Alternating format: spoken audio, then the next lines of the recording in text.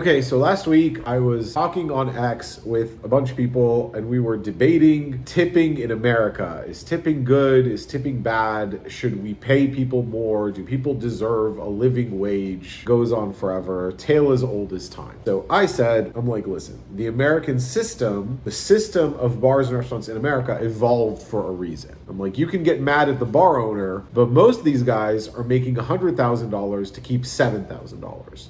There's just no money. And everything is a cartel. A restaurant can't function. I don't think people realize how much the lowest wage worker makes in America versus almost anywhere else on earth. But you can't afford to pay people that much unless they get tips or unless you hire undocumented immigrants. That's the only way the system keeps running. I used to live right next door to an Italian restaurant. There was a beautiful Italian flag, beautiful Italian music. You walked in and then you could see the kitchen was in the basement. And in the kitchen, there was Mexican music and a Mexican flag. And that's just America. Now, there's a lot of ways to take advantage of that system. So let's say you want benefits. You don't have a college degree. Maybe you're 40, 50, or maybe you got laid off from corporate America. You can't get hired again in the same position. You're overqualified. You're too old, whatever. You can put on a suit and work at the Ritz-Carlton and get a bunch of dates from that and feel like $1 million.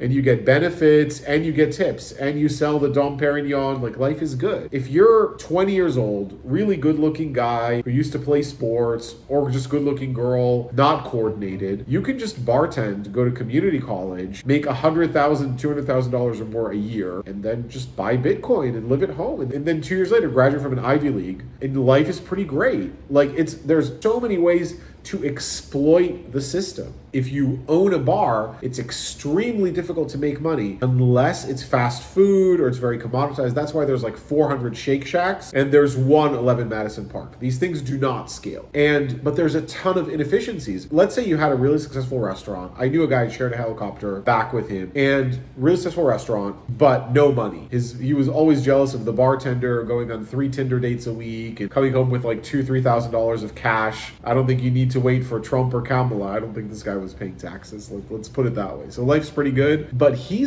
got hired by University of Pennsylvania, $90,000 a year cushy job. And then he used those credentials to sell catering in the Hamptons. And he was printing money. So it's not about good or bad, right or wrong. America should be more like Canada. Look at Europe. Look what they do in Europe. And just look at the system. Look at the history of the system. Look at why things are the way they are. And then ask yourself whether you want to change the system or whether you just want to have a great life where you make money and you're happy and you have great relationships. How can you use the system? How can you use the inefficiencies in the system? And I kept trying to explain this to people, and people were like, no, the bar owner should pay more. I'm like, you're not getting it. It doesn't matter if you want to change the system. You don't understand it. So of course it's not going to change. And no one is in business. No one is trying to work a system. No one is looking for inefficiencies.